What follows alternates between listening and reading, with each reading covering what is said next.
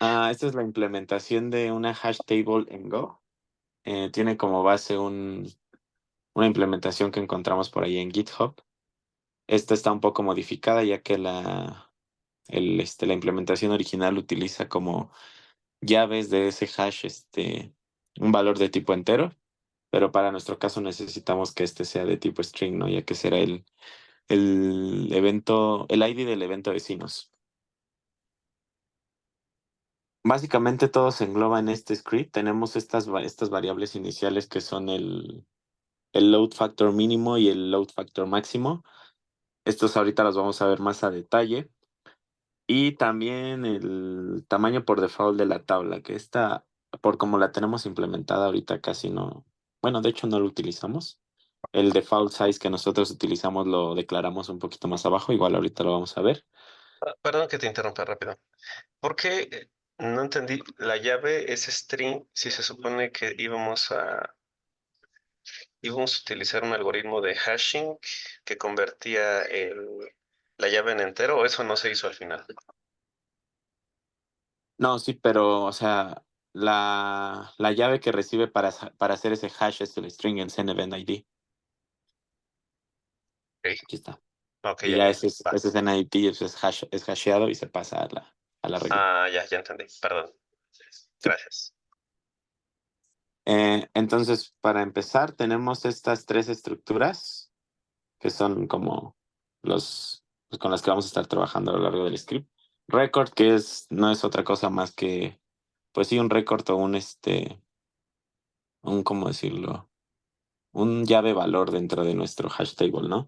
De hecho, aquí la estructura pues tiene una key de tipo string y un valor, que es de tipo interface porque el valor puede ser de cualquier cosa, ¿no? Podemos almacenar cualquier cosa.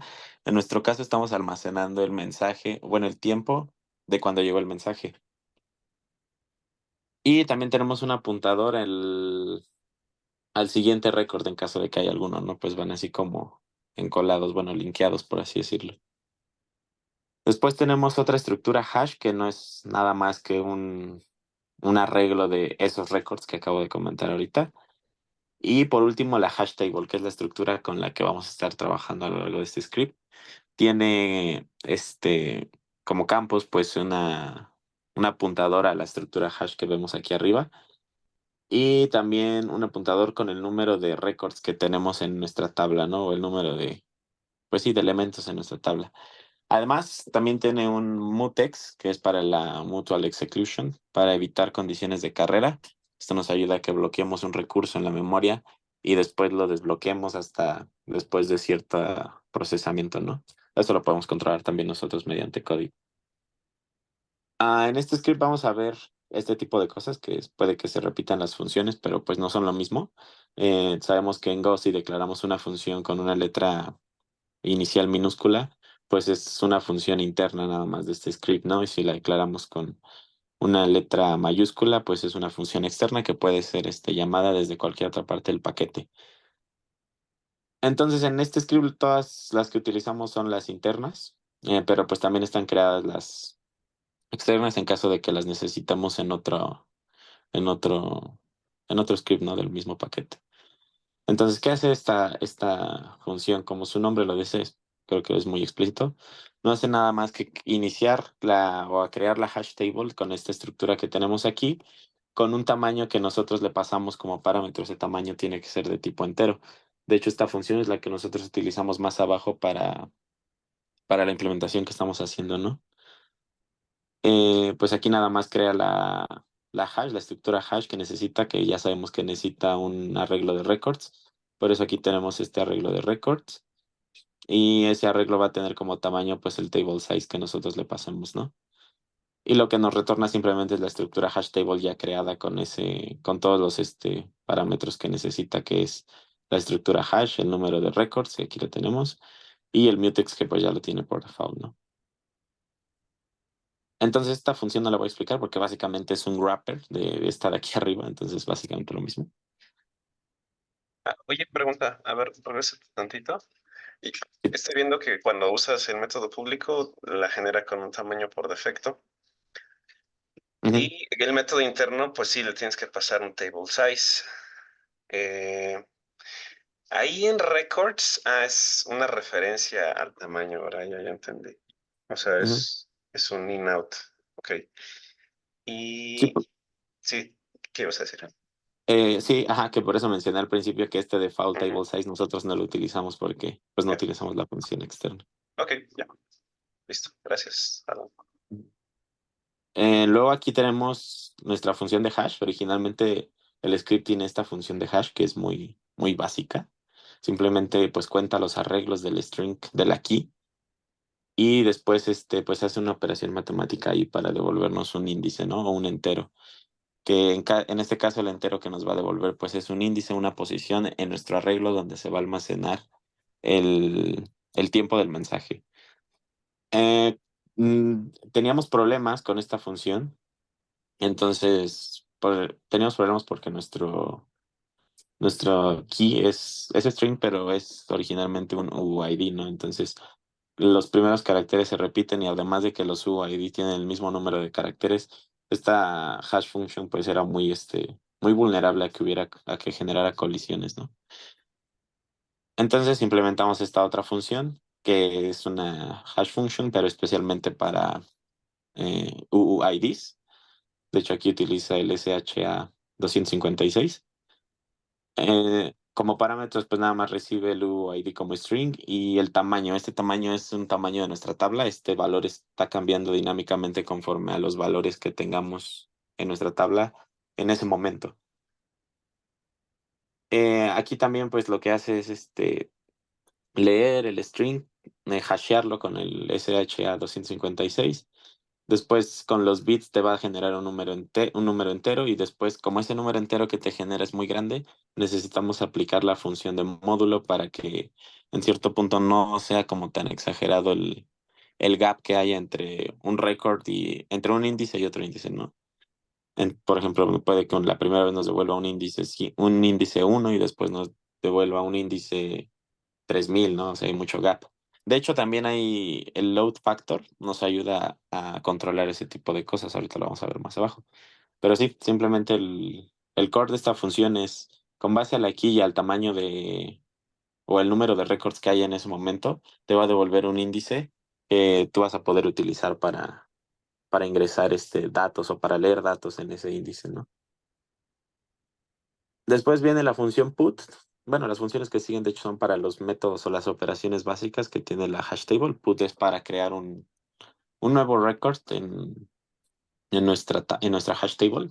También recibe como parámetro el key, que en este caso la key pues es el UID y como valor una interfaz vacía porque pues, puede ser como valor, puede tener un string, un entero, un time, cualquier tipo de dato, ¿no? Por ejemplo, aquí vemos un uso de la hash function. Aquí llamamos hash function con la key que nos pasan y el número de elementos que haya en la tabla que ejecuta esta función, que es esta h de aquí, del apuntador hash table. Entonces, este index de aquí es un entero. Después, en iterator, estamos sacando el valor de la hash table en ese índice que nos devolvió nuestra hash function, suponiendo que aquí nos devolvió un 5, estamos yendo a h.table.records en la posición 5, ¿no? Lo almacenamos en iterator, creamos un nuevo nodo que es la estructura record, que tiene una llave, un valor, y el tercero es un apuntador al siguiente record, pero en este caso lo ponemos como nulo, ¿no? Y después aquí checamos si el iterador, es decir, si el valor en la posición 5, siguiendo el ejemplo de hace rato, es igual a nulo, es decir, esa posición está libre, pues simplemente insertamos, ¿no? H.table.records en la posición index, que tomando el ejemplo sería en la posición 5, pues le pasamos este nodo de aquí que acabamos de crear, que nada más tiene la llave y el valor. Es muy sencillo, ¿no? Ahora, en caso de que esta posición no sea vacía, pues aquí lo que tenemos que hacer es checar el nodo anterior, ¿no? O el record anterior. Aquí, de hecho, tenemos una variable que es prev, de preview. Creamos también el nuevo record, el record, y, y volvemos a hacer pues un iterador, por así decirlo, hasta que encontremos uno nulo. No, perdón. Hacemos el iterador para todos los que son diferente de nulo, ¿no? O sea, que tienen un valor. Y encontramos que si en esa posición la llave es igual a la llave que nosotros le pasamos, pues vamos a actualizar ese valor, ¿no? Ahora el valor de esa llave en esa posición, pues va a ser el nuevo valor que nosotros le pasemos acá. Y además de eso, pues va a retornar un false, ¿no? Y aquí simplemente pues hacemos el swap de las variables. Previo ahora tiene que ser igual a iterador. Y el iterador pues va a ser igual al iterador más uno, ¿no? O al siguiente. Esta pues sigue como lo dije al principio, es una función muy straightforward para para ingresar datos o añadir records a nuestra hash table. Este de aquí, pues, es el wrapper de la función anterior, entonces no la voy a explicar, es lo mismo. Nada más es para que se use en otros lados. Esta de get, de hecho, solo está la función externa, por así decirlo, no está la función interna. También como su nombre lo dice, como el verbo, es para, en este caso, traer el valor de un índice en nuestro hash table, ¿no? Aquí, ¿qué es lo que recibe? Pues el send event, que es un UID como string. Lo mismo, hacemos uso de la función hash, que casi la utilizamos en todas las funciones, porque pues es la que nos va a estar dando como el índice, ¿no? Las posiciones que queremos buscar. A esta función hash le pasamos el UID que recibimos y también el número de elementos en ese momento. Nos devuelve un índice, suponiendo que nos devolvió esta vez 3. Vamos y buscamos lo mismo, ¿no? Iterator va a ser igual a h.table.records en la posición 3. Para iterador diferente de nulo, aquí ya busca que el iterador no sea vacío y después compara, ¿no? Si el iterator.key es igual al send event, es decir, si el key de ese record es igual al send event ID o al UID que nos llegó, hacen match. Como dice aquí, la key already exists, pues simplemente que me retorne verdadero. Este verdadero es algo muy común en Go, que se hace, que te devuelve dos parámetros una función, y casi siempre esto es muy común cuando trabajas con estructuras de datos de este tipo. El primer dato es un booleano que te dice si existe o no existe el récord que estás buscando, y en caso de que exista, pues el segundo valor es lo que estás buscando, ¿no? Que en este caso es el valor. Como podemos ver aquí, si es que esto hace match y es que existe, pues vamos a retornar un true. Y también vamos a retornar iterator.value.timetime, porque ese es el tipo de dato que está almacenando en nuestro hash table, ¿no? Y pues aquí nada más pasamos al siguiente porque recordemos que estamos dentro de un for, ¿no? Entonces esto hace este recorrido hasta que encuentra el iterator.key que hace match con el send event que recibió. En caso contrario, pues te retorna falso, que no se encontró, y pues una interfaz de time vacía, ¿no? También tenemos este método para borrar o remover un record, un key value de la hash table. Lo mismo es básicamente el flujo es muy parecido. Recibes el send event ID, sacas el index de acuerdo a la hash function, buscas que el iterador no sea vacío, en caso de que sea vacío, pues retornas falso. Buscas si el iterador es igual a la key que recibiste o si los UIDs hacen match, por así decirlo. Y si es que hacen match, pues tienes que hacer como un recorrido, ¿no? De todos tus records que tienes. Porque estás eliminando uno, como de una serie numérica, por así decirlo. Entonces, htable records index es igual a iterator.next al siguiente. Y aquí le restamos uno al número de elementos que hay en nuestra tabla, ¿no? Número de records menos menos. Y retornamos, pues, verdadero de que pues, ya se pudo eliminar. En caso de que el iterator key no haga match con el send event que, que recibió, pues aquí tiene que hacer el recorrido de nuevo. Va a hacer un recorrido por todos los records hasta que encuentre uno que sea diferente de null, es decir, que tenga algo. Ahí entra aquí y hace esa condición y checa si ese iterator key es igual al send event. En caso de que eso pase, es básicamente el mismo flujo de acá arriba. Los recorre, al número de records le resta uno y también te retorna true de que se eliminó exitosamente, ¿no?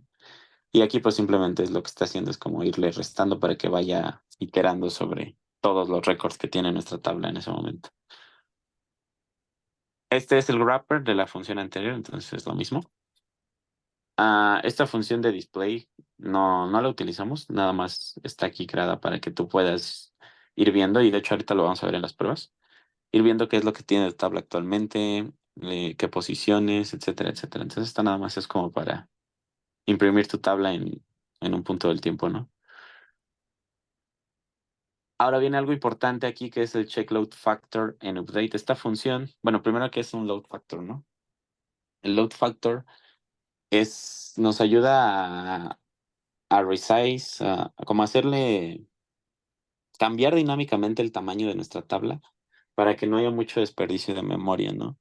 Hasta ahorita, como lo estamos manejando, puede que nos dé un índice para un UID nos dé un índice de 1 y para otro UID nos dé un índice de, no sé, hasta 5000, ¿no? Por así decirlo.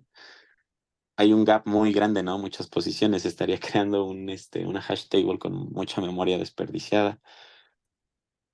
Entonces, el load factor nos ayuda a que nuestra tabla se vaya actualizando dinámicamente, su tamaño vaya cambiando.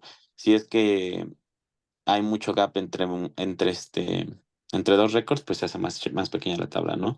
Si es que hay un gap normal, pues se mantiene así y así va creciendo, puede que vaya aumentando o que vaya disminuyendo su tamaño.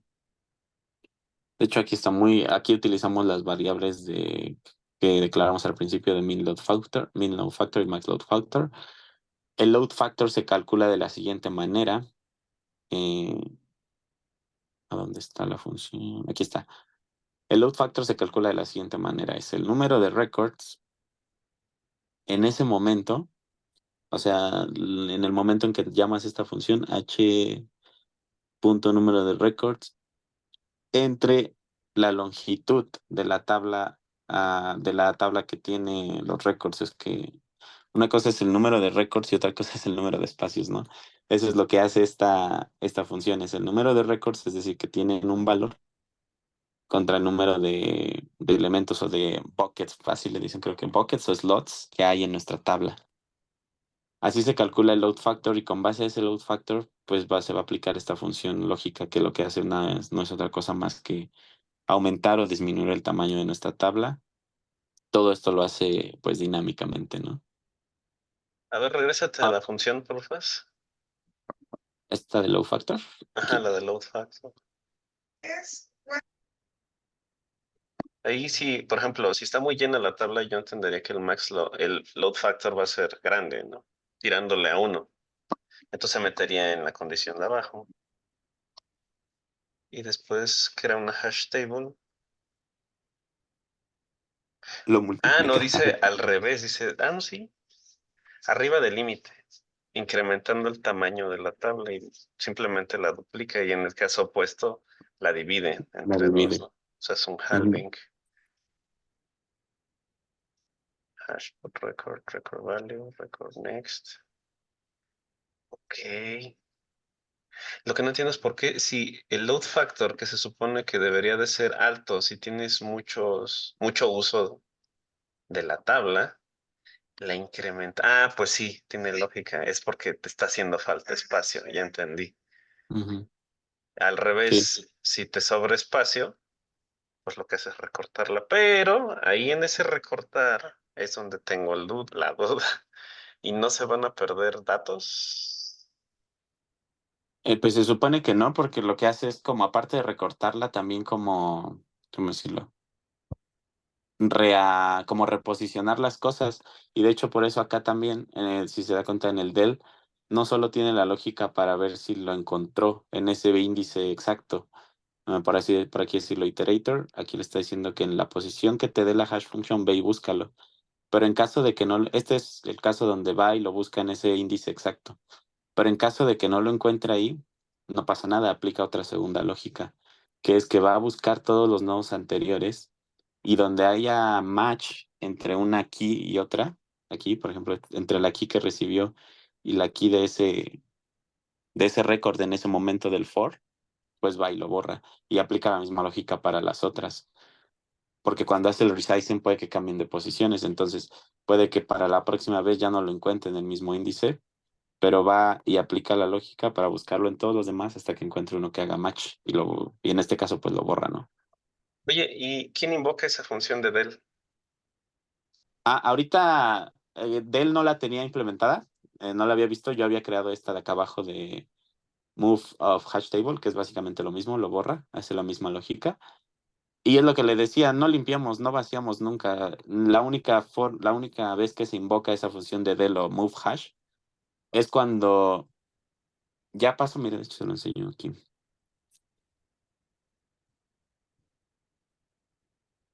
Aquí está la web request, ¿no? Ya se dio cuenta que el mensaje no está duplicado, es decir, no llegó en menos de los 50 segundos, ¿no? Entonces aquí sigue avanzando, sigue avanzando. Aquí ya va a publicar a PubSub, sigue avanzando. Mira, aquí, por ejemplo, aquí en esta parte, aquí es donde ya va a publicar a PubSub. Google Cloud Service.publish message async. En caso de que el error sea nulo, es decir, falló algo mientras se mandaba a PubSub, Ujú. aquí tenemos que mandar a llamar la función move of hash table o del, que es eliminar, ¿no? Ok, Para ok. que se borre ese récord y la próxima vez, aunque llegue ese mismo récord en menos de 50 segundos, se procese de nuevo. ¿Por qué? Ya, Porque nos envía PubSub. pues sí, tiene lógica. Mm, Pues sí, muy bien. Y bueno, aquí está bueno, el core de todo. Aquí creamos nuestra hash table nosotros con un valor por default de 1 millón. Sí. Esta es la función interna. Ahora es importante y tal vez ahí nos estaba pasando la falla. Teníamos un default size de 100, Del- ¿no? Que es Ajá. muy poco. Ese default size tiene que ser bien pensado porque tiene que estar relacionado en cuanto al número de récords que estás recibiendo, porque esto implica optimización y el uso de la memoria también, e incluso las colisiones. Al nosotros tener el número de 100, lo que pasaba era que se llamaba mucho esta función de load factor en update. ¿Por qué? Porque los números de récords que nos llegaban eran de más de 100, como por mucho más de 100. Entonces lo que Ujú. provocaba era que frecuentemente estuviéramos actualizando, ya sea incrementando o decrementando el tamaño de nuestra hash table. Entonces eso hace más grande el porcentaje de falla, ¿no? Ya sea entre colisiones o entre que se pierden datos, como usted lo dice, porque al mismo tiempo que está viendo que no se ha duplicado, se va como incrementando y decrementando el tamaño de esa tabla. Entonces yo Ya. creo que eso es lo que nos estaba pasando. Nuestro número por default de la tabla era muy pequeño. Por ende, el load factor aquí a la hora que se calculaba también era muy pequeño. Muy Sí. pequeño de acuerdo al número de peticiones que recibía, ¿no? Porque tal vez sea muy bueno para menos requests, pero en este caso es un servicio que se consulta muchas veces, entonces creo que el número que le pusimos ayudó a eso, a que ya en low factor y ya no se tenga que estar haciendo el resizing tan frecuentemente y por ende tampoco ya no haya tanto porcentaje de falla, ya sea entre colisiones o entre que se pierden datos o ese tipo de cosas, ¿no? Ok, ¿podrías hacer una función pública del load factor para que la puedas invocar desde el controlador? Y vamos a mandarle a imprimir. Este, Ahí es donde no sé cómo le vamos a hacer para no saturar pues en el entorno de pruebas. Vamos a monitorearla, ¿va? Vamos a ver cómo se comporta ese valor en el Ok, entorno de pruebas. para ver cada cuándo se reduce el tamaño y cada Ujú. cuándo se... Sí, Ah, ok, exacto. va, va. Estaría buenísimo graficarlo, pero sí, Sí, según yo sí se puede, pero pues sí, sí se debe de poder. Le pones load factor dos puntos y sin espacio. Pero es que no lo vas a ver convertir a número. pero no se supone que, aunque no sea pública, debería de imprimir esto. Bueno, lo voy a poner en log, tal vez es lo que le falta, porque está como print. Ajá. Sí, bueno, eso hay que mandarlo a log Ujú. para enterarnos sí, que cada cuánto ocurre, pero sí me gustaría ver el valor, o sea, ver este cómo crece, cómo se comporta, vaya, ¿no? O sea, teóricamente debe de ir incrementando con el tiempo y en algún momento estas funciones entran en acción y De deberíamos de hecho, ver. creo que eso se ve ahorita en las pruebas. Ahorita le enseño las pruebas hasta que las corramos. A ver, Con la función display se ve bien padre. a ver. Y bueno, esta función de isDuplicate, pues ya la hemos visto muchas veces. Nada más Sí, se aplica la lógica para checarlo, ¿no? sí, esa ya la habíamos revisado, no te preocupes. Y pues la de move of hash table es la que borra el récord. Pero yo creo que Ujú. voy a dejar mejor la otra, la de del. Porque esta nada más aplica la lógica cuando encuentra el índice en un punto exacto, pero no hace el recorrido en caso de que no lo encuentre. Entonces ahí puede haber bronca. ¿Cómo? A ver, reset. Déjame ver el Ujú. código otra vez, please.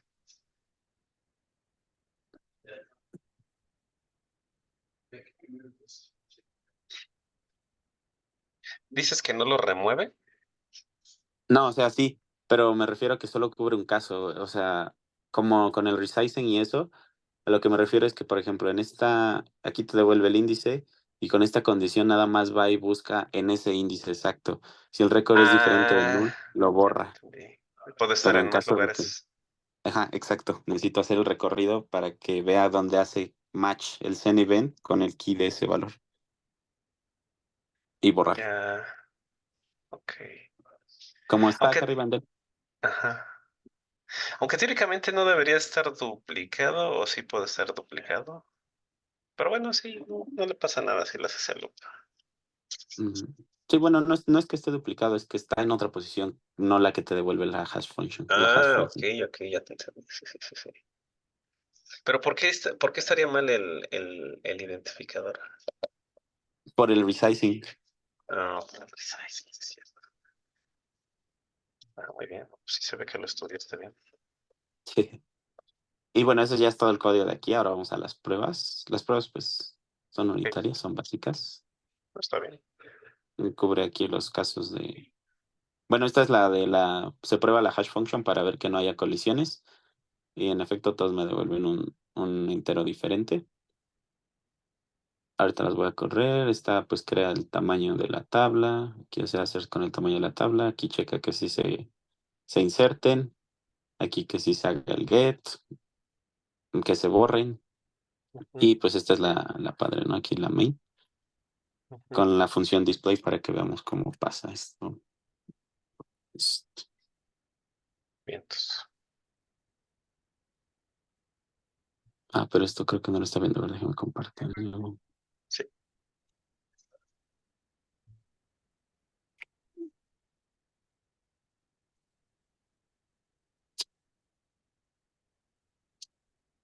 sí, elementos.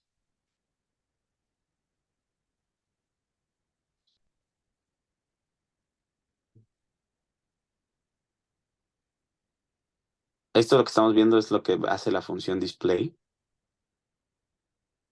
Este es el primer caso. Tenemos 0 elementos. En nuestro default size, aquí está tomando la función, si se da cuenta, la función externa. Entonces el default size es de 3, la de create hash table, en esta parte. Está creando la hash table con un tamaño de 3. Llamamos a la función display. Y es este primero display que vemos aquí, ¿no? En efecto, no hay ningún elemento, no hemos agregado nada. Sí. Después, con el hput, pues ya insertamos este UID con el message time de now y después imprimimos de nuevo. Aquí ya tenemos un elemento en la posición 0, es este que tenemos aquí. Bueno, este es el número de nodos, ¿no? Ujú. Este sería la key, llave, y este sería el valor, message time, que de hecho te guarda pues toda la fecha, ¿no? Después, aquí volvemos a insertar otro elemento, que es este de aquí, y ahora ya tenemos dos elementos, que es este de aquí. Este sería uno. Aquí por alguna extraña razón salen encimados. Y este sería otro. Ok. Después, aquí por ejemplo, mire, ya agregamos un tercer valor, recordando que el tamaño de nuestra tabla es de 3. Y aquí ya nos muestra el mensaje de load factor above limit, increasing hash table size. Y lo multiplica. Sí, lo Si, duplica. si era de 3, ahora es de 6. Sí. 0, 1, 2, 3, 4, 5, 6. Y aquí están almacenados los tres records o los tres UIDs que hemos mandado hasta ahorita, ¿no? Ujú. Y aquí sigue mandando elementos. Y de hecho aquí ya está el caso contrario. Load factor above limit. No es lo mismo. Increasing hash table. Pero por acá abajo vemos un mensaje. Aquí. Aquí vemos Ujú. esto. Load factor below limit, reducing hash table size. Tenemos tres elementos y hay 10 posiciones. No tiene caso, ¿no? De hecho, lo divide 10 entre 2, pues da 5, 0, 1, 2, 3, 4, 5. Y llegamos a esto. Ya. Y acá pues, se mantiene igual. Above Fíjate limit, que inclusive. creo que lo que está pasando, no sé si puedas haz el experimento.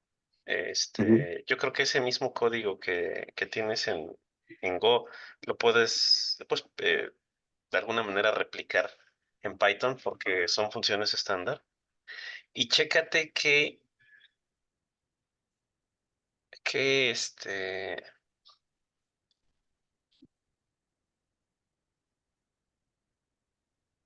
a ver, regrésate a tu código para decirte, no decir una burrada.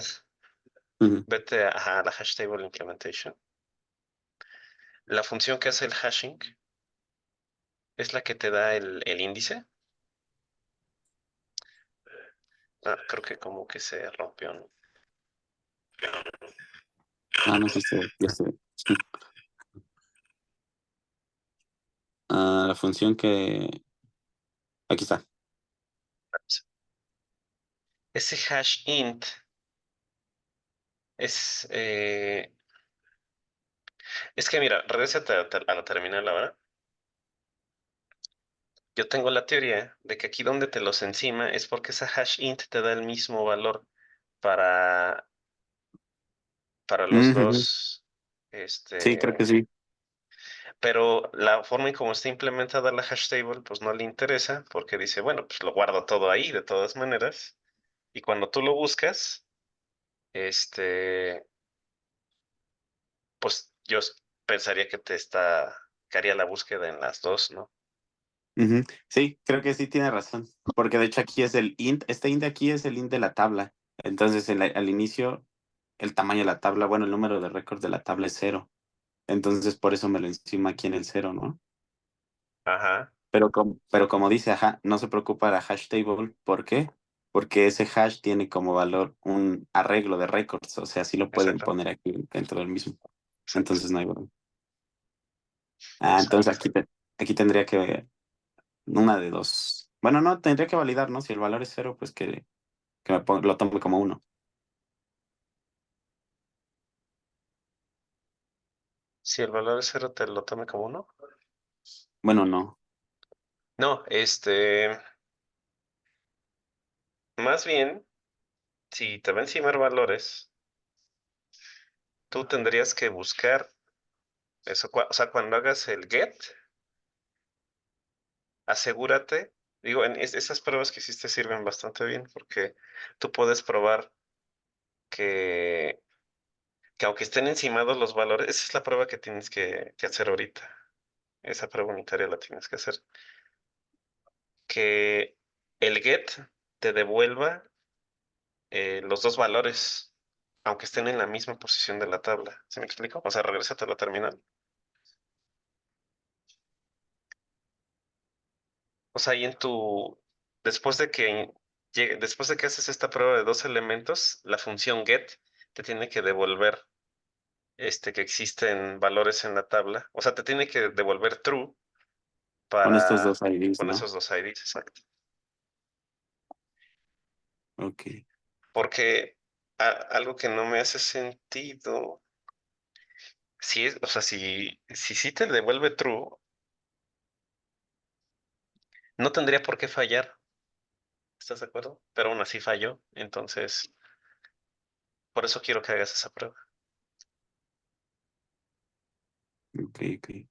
Y manda imprimir el load factor también, porfas. En esa función de display, manda imprimir el load. Ah, pues no tiene mucho caso.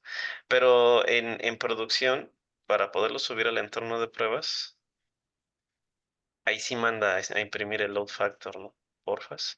No el display, porque el display sí nos va a retacar el log de basura, pero manda a imprimir el load factor. Ponle el load factor, dos puntos, tal valor.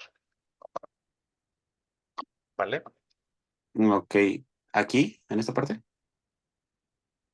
Eh, no. O sea, En hash table en controller, en tu controller, cada vez